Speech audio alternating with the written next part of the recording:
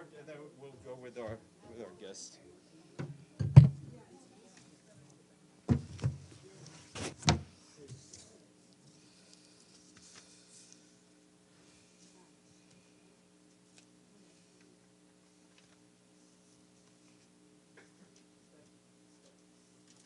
Yes, thank you.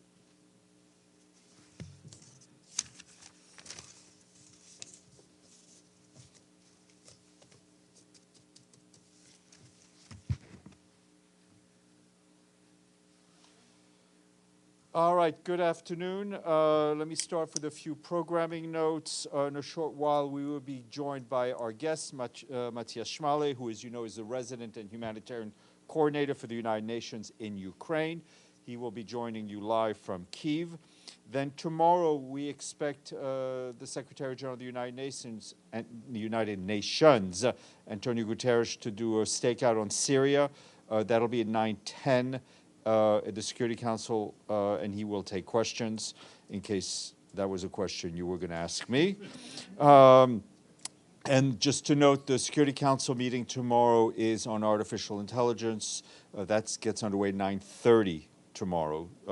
SG will do a stakeout at 9:10 tomorrow morning, Edie, in case you missed it. On Syria, we will share his remarks with you on... Yes, I just said that. Yeah. Okay, settle down. So we will share his remarks to you on AI mid-afternoon today, embargoed till tomorrow. And then at noon, we will have Giorgio Petropoulos, the head of OCHA sub-office in Gaza, as our guest. He will be joining you from Jerusalem to give you a humanitarian update on the situation in the region. On Syria, let me start with that. We, along with our partners, are continuing to support people across Syria as security permits. The cross-border operations from Turkey continues, and in the past 2 days, 59 trucks crossed into northwest, carrying food and health supplies, mattresses and sheets, among other supplies. Meanwhile, the Undersecretary General for Humanitarian Affairs, Tom Fletcher, is continuing his stay in Syria. He was in Homs and Aleppo in the north of Syria today. During his meetings with community members, he emphasized that we will continue to support the people of Syria and scale up our humanitarian response. Mr. Fletcher visited projects run by the United Nations and NGO partners and supported by the Syrian Humanitarian Fund. He also heard from women, heads of households, how humanitarian organizations have supported them and their families, and how funding for these projects need to be sustained. Mr. Fletcher stressed the role of women in the response and rebuilding of Syria is critical, of course. Mr. Fletcher also met with members of the humanitarian community in both cities. He said that our colleagues have shown immense courage and resilience in some of the darkest and most uncertain times. We're still witnessing these uncertain times, he said. I'm saying it, not him. In the Northeast, for instance, the situation remains fluid. As of yesterday, 44,000 people are staying in more than 260 emergency shelters, such as municipal buildings, schools, mosques, and stadiums.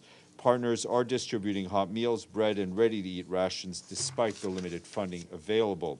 For its part, UNHCR continues to respond to the needs of refugees and Lebanese displaced people across Lebanon, coordinating closely with the authorities and other humanitarian organizations in providing protection services, emergency cash assistance, core relief items, access to safe shelter, healthcare, and psychosocial support. Insecurity remains high in the Menjib and Ain al-Arab districts in Aleppo Governorate, despite the ceasefire announced on the 17th of December, which is set to last until the end of the week. Non-governmental organizations have not been able to access Menbij for more than a week, while critical infrastructures such as electricity networks and health facilities need urgent repair. And you will have seen that our special envoy for Lebanon, Geir Pedersen, left Damascus today.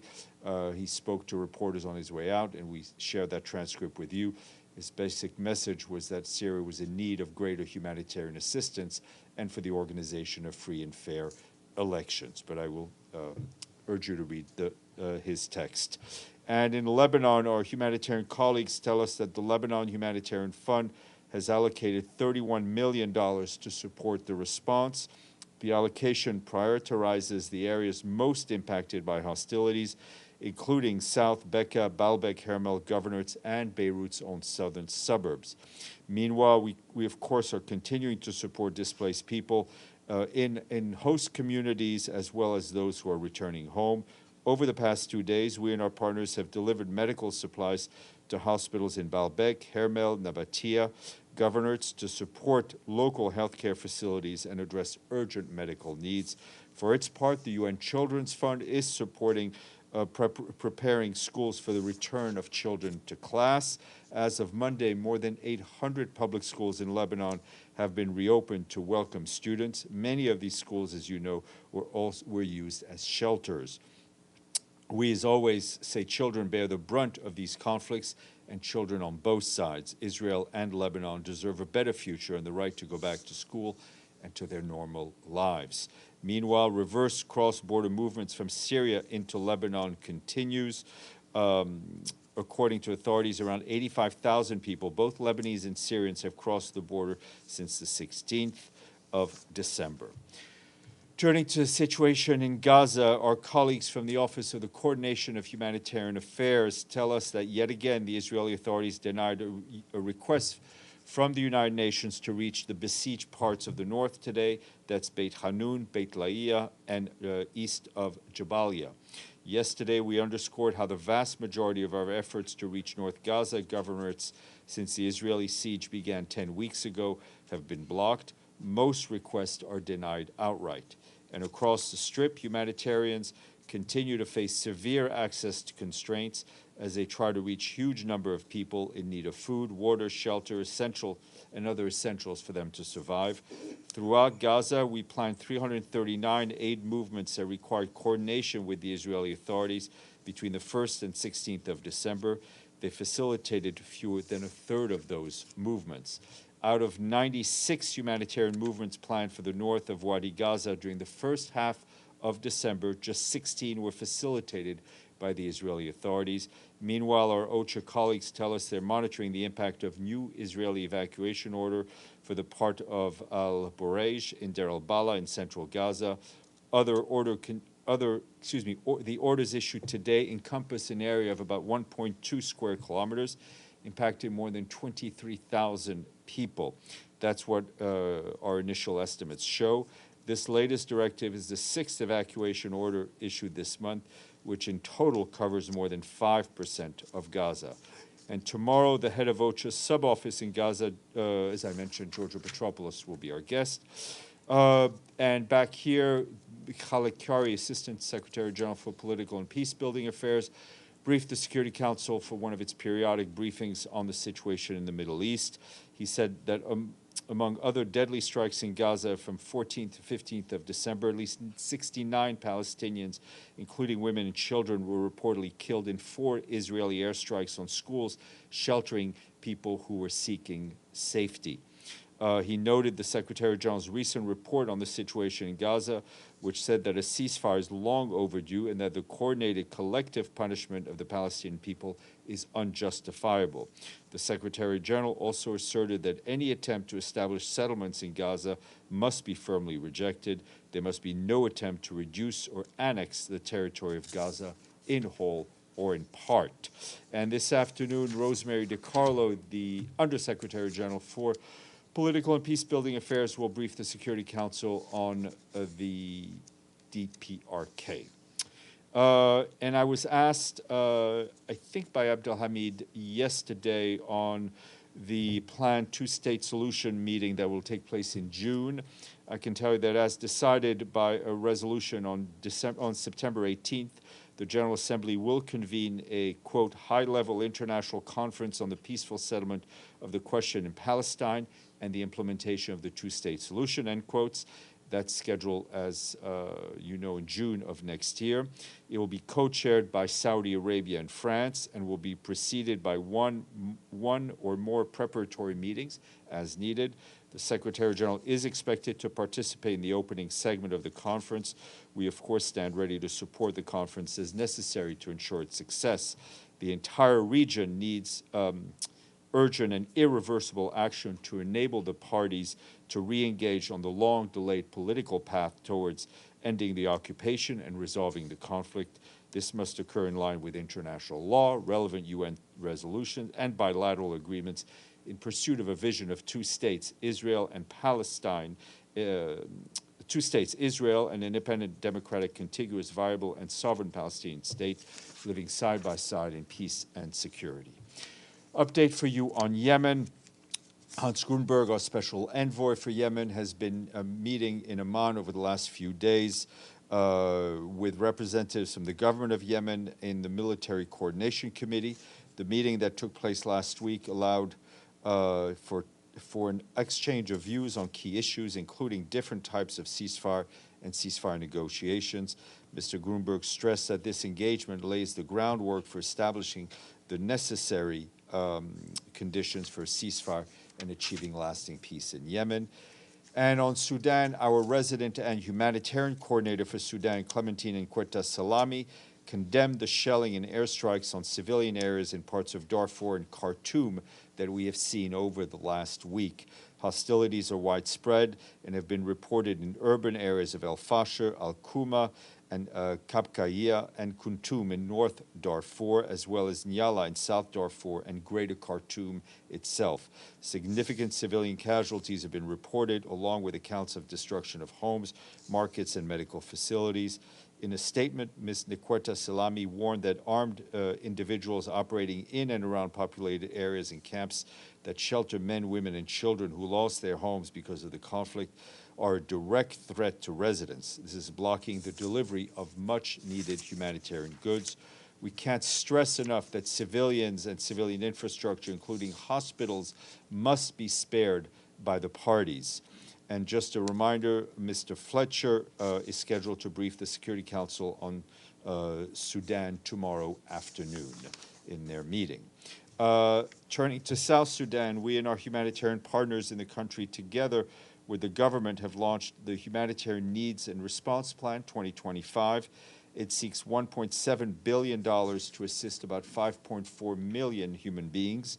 Nearly 70% of South Sudan's population is projected to require some form of humanitarian assistance next year. That's 9.3 million people. This appeal aims to reach the most vulnerable among them. The people of South Sudan face a range of challenges that are driving humanitarian needs. They include conflict, climate shocks, economic instability, disease outbreaks, and yes, as you can imagine, the impact of war on neighboring Sudan. Since April of last year, more than 900,000 men, women, and children have fled across the border from Sudan into South Sudan, with another 337,000 new arrivals expected next year. And Jean-Pierre Lacroix, the head of our peacekeeping department, is in the Republic of the Central African Republic, where he's continuing his visit. Today, he was in Bambari to engage with local authorities, civil society representatives, and community members, including women involved in politics, as well as colleagues from the UN peacekeeping mission. He visited a site established by a humanitarian community called Village Intégré, which hosts 3,600 internally displaced people. Yesterday, he met with the president of the CAR, President Faustin Archange Touadéra, to discuss the enhancing cooperation between the peacekeeping mission and the Central African government on issues including stabilization efforts for the upcoming electoral cycle.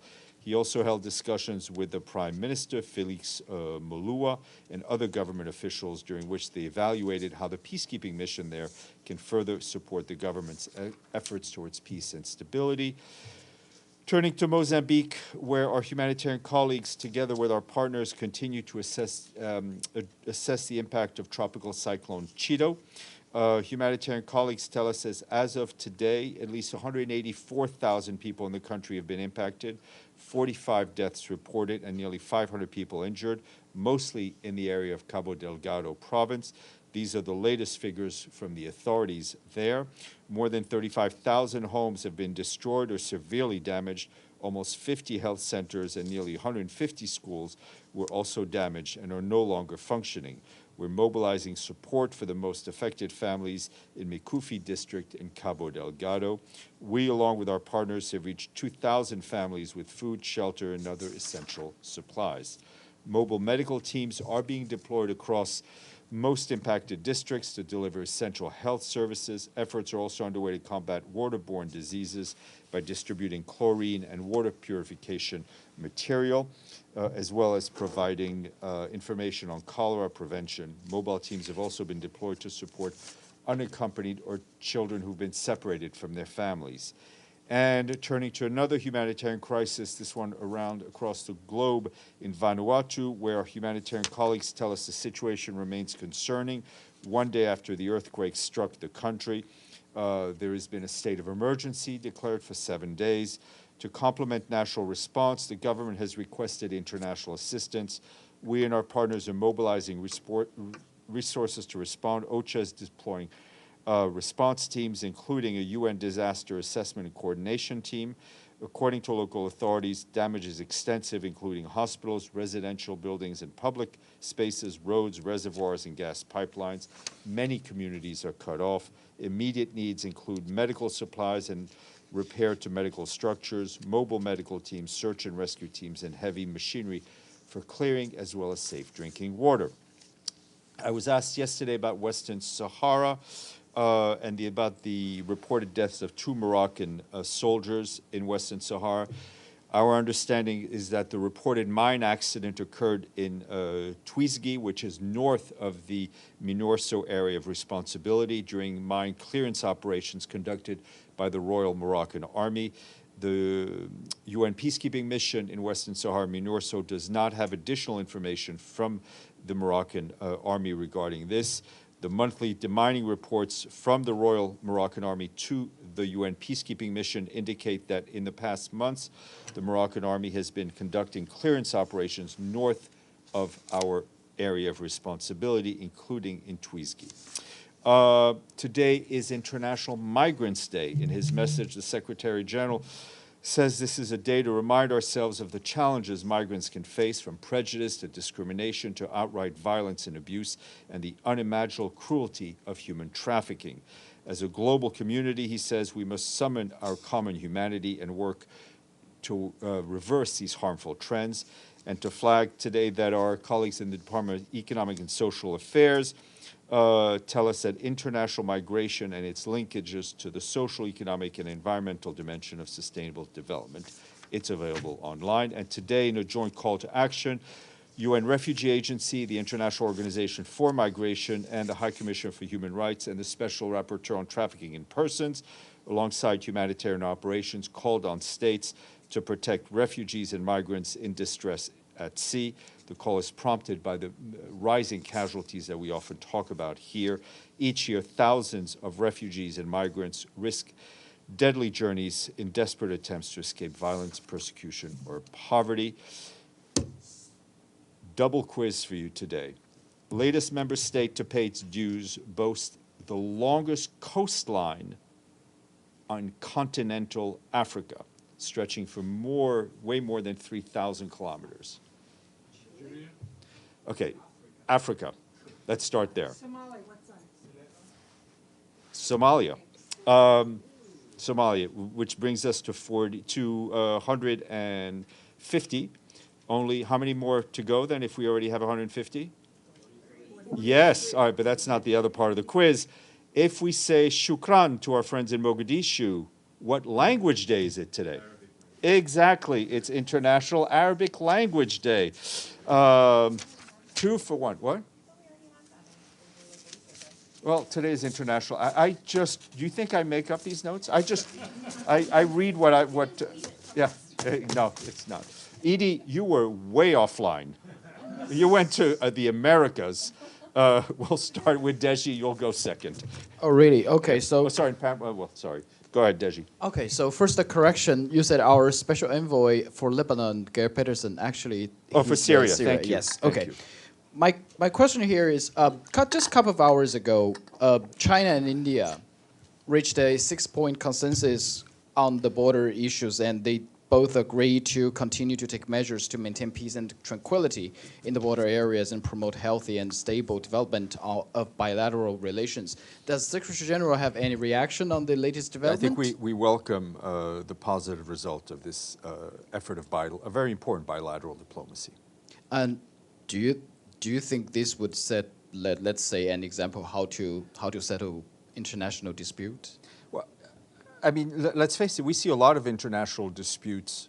Well, let me put it the other way around. There are a lot of international disputes that don't get resolved, and we see it around the world. Those get the headlines. But there are a lot of international disputes that do get resolved either through UN mediation or through bilateral efforts. Those should be covered and saluted. Edie, please. Thank you, Steph. On Israel's denial of access to UN convoy requests, is the United Nations given any reasons? And if so, what reasons are they given? I'm not aware of any specific reasons, despite security reasons, that are given when things are denied. But I think our guest tomorrow will be able to provide you with a bit more granularity on what the process is and how it goes. And on Geir Pedersen's initiative for a meeting of all of the various parties in Syria to chart a path forward toward peace. How is he going to follow this up? Is he going to set a date? It's sort of an amorphous, floating invitation. Amorphous floating invitations is what we do best here at the UN. I think he will continue, in all seriousness, he will continue the consultations, and as we do in any of these processes, when we feel things have gelled, dates will be set. And is he still in Syria? No, he left today. He left Damascus today. And what about Tom Fletcher? Is he briefing from here? No, I think he'll be he's scheduled, I think, to go to Turkey tomorrow, so he'll brief from wherever he is on Sudan. Pam. A follow-up on the talks for ceasefire hostage release. The Israeli ambassador just said at the stakeout the talks are ongoing. Is there any UN person involved in these at all? And what are you hearing? Because there are reports that it's on. The Secretary General has been in touch regularly with a number of the parties, including the Qatari Prime Minister, but we are not directly involved in mediating between Israel and Hamas. We do hope for a successful outcome for the sake of the people in Gaza, for the sake of the hostages and their families, and just for the sake of stopping a conflict. And any indication that it's imminent? I think no. Yeah, I mean, let me just say something. We have no indication beyond what we dutifully read and what you all report. Thank you. Madame, and then. Just to clarify on the high-level international conference on the two-state solution, is that taking place in New York? Yes. Okay, thank you. Thank you, Stefan. Happy holidays. With regard to the Secretary General, as you said, he's going to do remarks and Q&A tomorrow at the Security Council stakeout. Is he planning to do an end-of-year press conference? No, he is planning, however, to do a start-of-the-year conference, as he likes to look forward rather than backwards. So we have something scheduled around the 15th or 16th of January. He will first deliver his priority speech to the General Assembly around those dates. Then the next day he will be here sitting down and answering your questions. Yvonne Murray, RTE, Irish broadcaster. Thank you very much indeed for the full title. Yes. Steph, as I'm sure you've seen, Israel has closed its embassy in Dublin, citing anti-Semitism of the Irish government. And the Israeli Foreign Minister said that the actions, double standards and anti-Semitic rhetoric of the Irish government against Israel are rooted in efforts to delegitimize and demonize the Jewish state. Does the Secretary-General have any comments on Israel's decision to close its embassy in Ireland? It's a national decision that member states take to open or close embassies. We do not have a particular comment on that. Okay, yes, please. Yeah, go ahead. Go ahead, Evelyn. Yeah, yes. Okay, sorry. Thank you, Steph. Just a brief question on Yemen.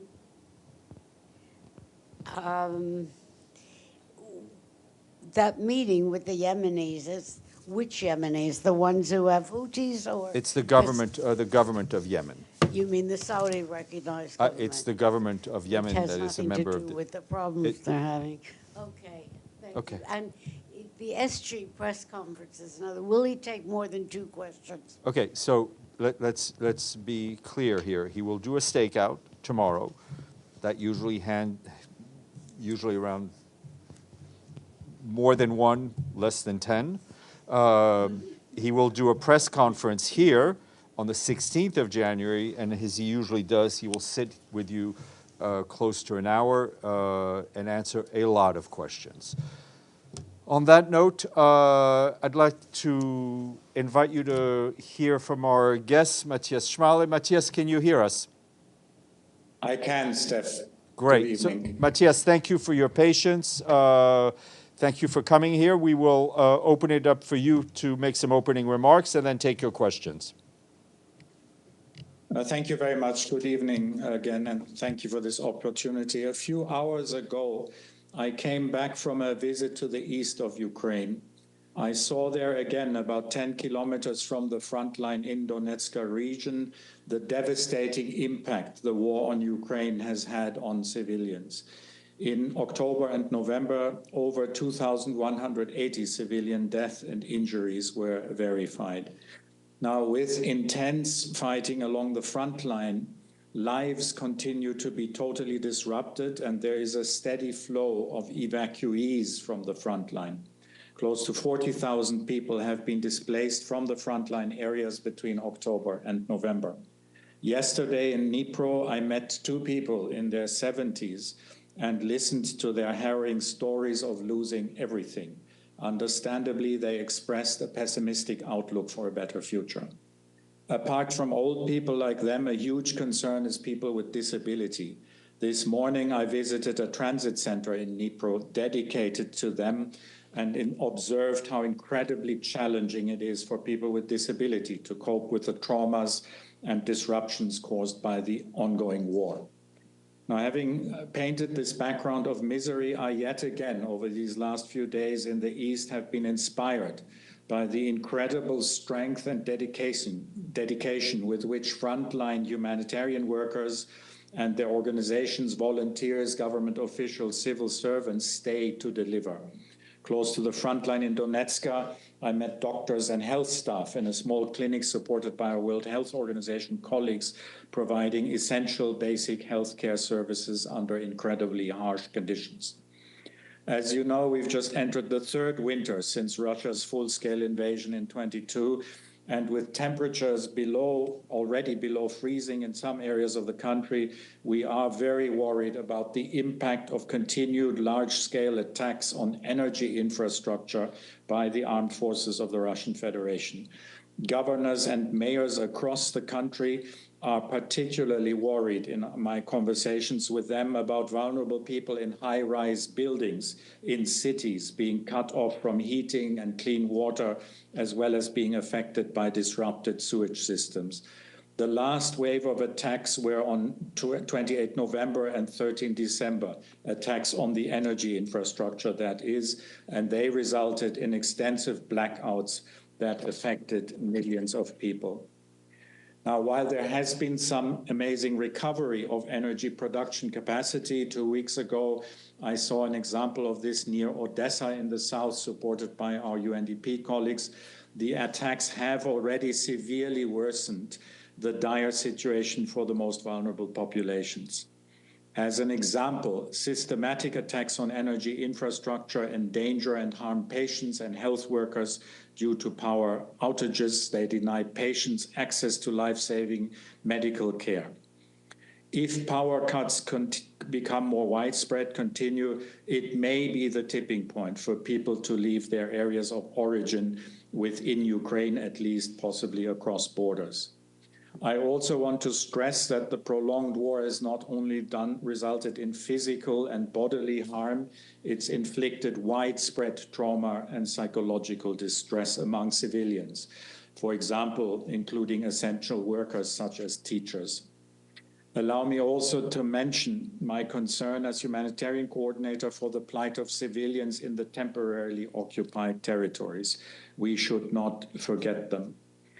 I saw humanitarian actors implementing what we're calling the Humanitarian Winter Response Plan to address emergency needs by delivering solid fuel, providing cash for winter to ensure people can stay warm, and ensuring water systems then continue to work.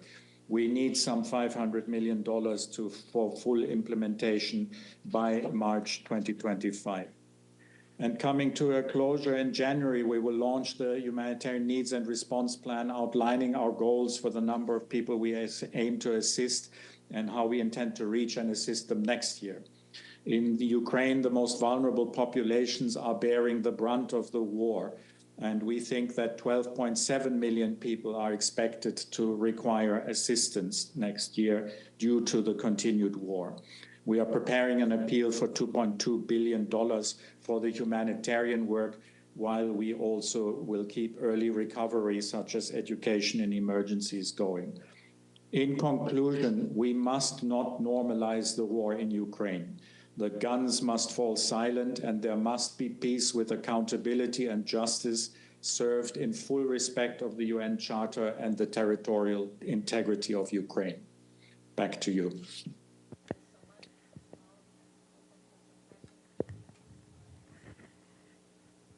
Thank you very much on behalf of the United Nations Correspondents Association for doing this briefing. My name is Edith Lederer from the Associated Press. You just got back from the East and near the front lines. How many civilians are actually still living right near the frontline areas in the East? And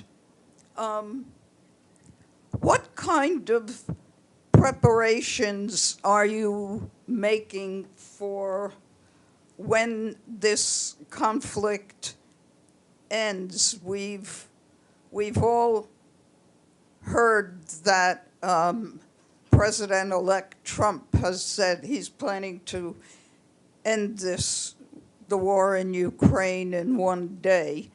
What kind of humanitarian preparations are you making for whenever that happens? Thank you.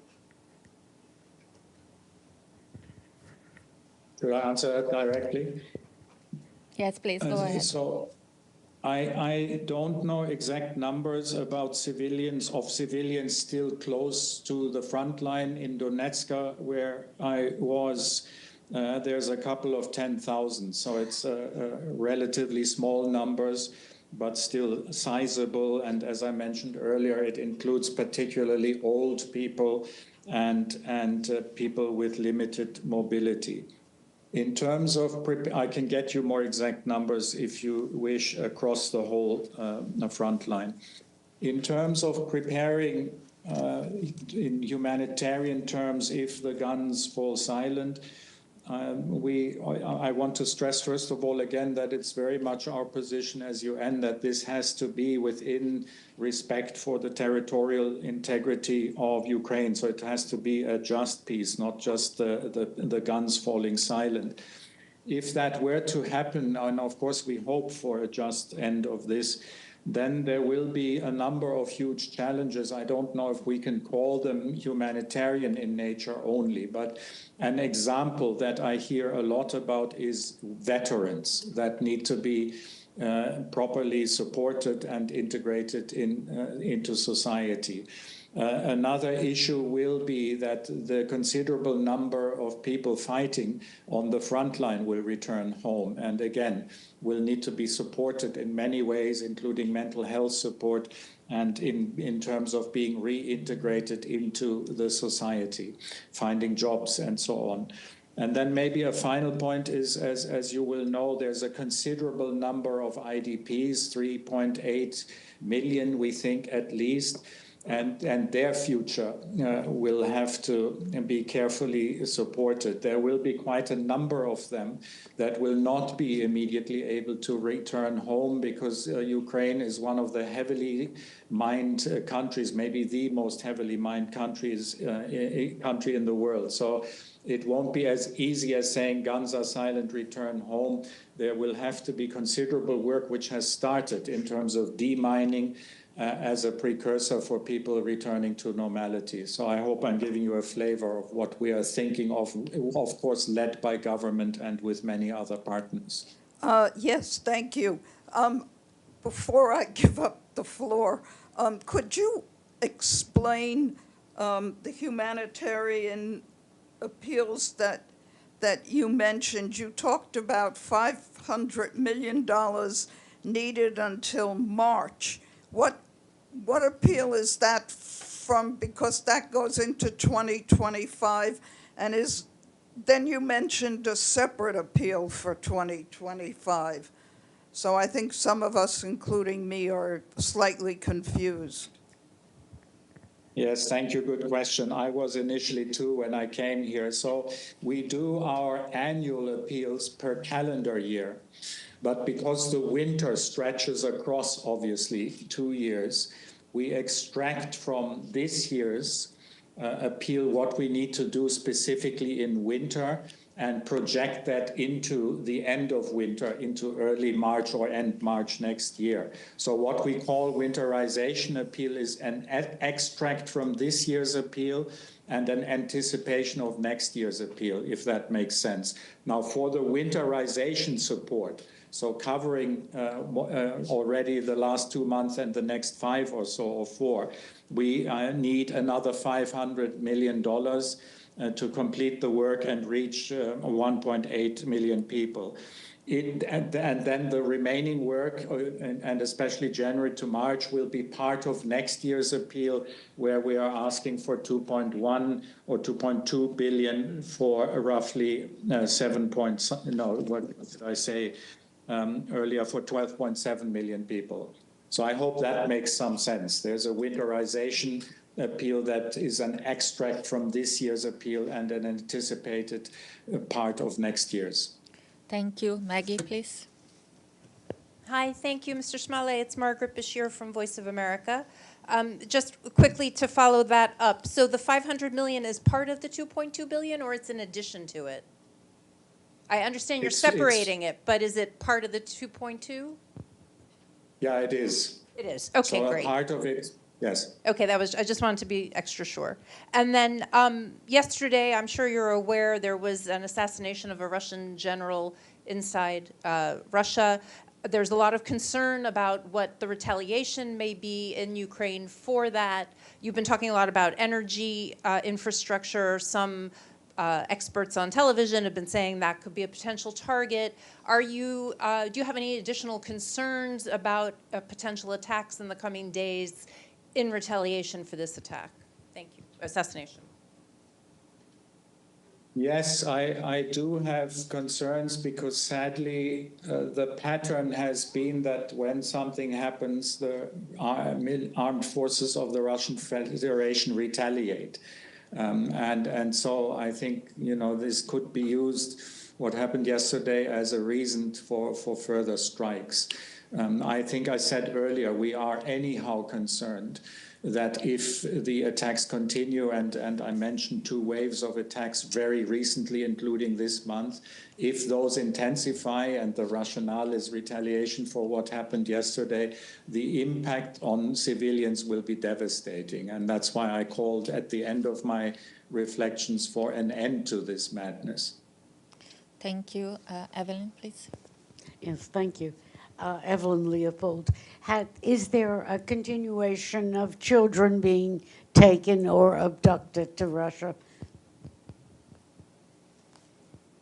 I don't know if this is ongoing. I know that the government is very clear, supported, and working with partners in the international community that there are considerable numbers of abducted children in the Russian Federation under their control. And the focus that I hear a lot about is returning them. I haven't really heard about new cases in recent times, but I don't know this for sure.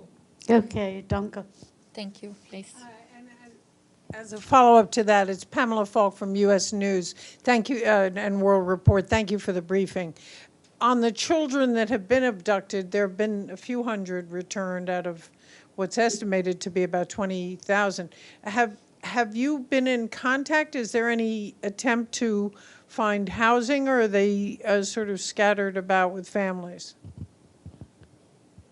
To the best of my knowledge, I personally haven't been. There are parts of the UN system that on request of government help with this as part of regular program. And since we're talking children, it's in particular UNICEF, of course. In my understanding, what they try to do is to integrate people, children who come back are brought back into their regular programming. So, you know, the attempts to keep education going, the attempts to provide mental health care support, and obviously children who've gone through an experience like that will be particularly traumatized. So, to the best of my knowledge, as part of ongoing activities, agencies like UNICEF are trying to provide support in close collaboration with the authorities. Thank you.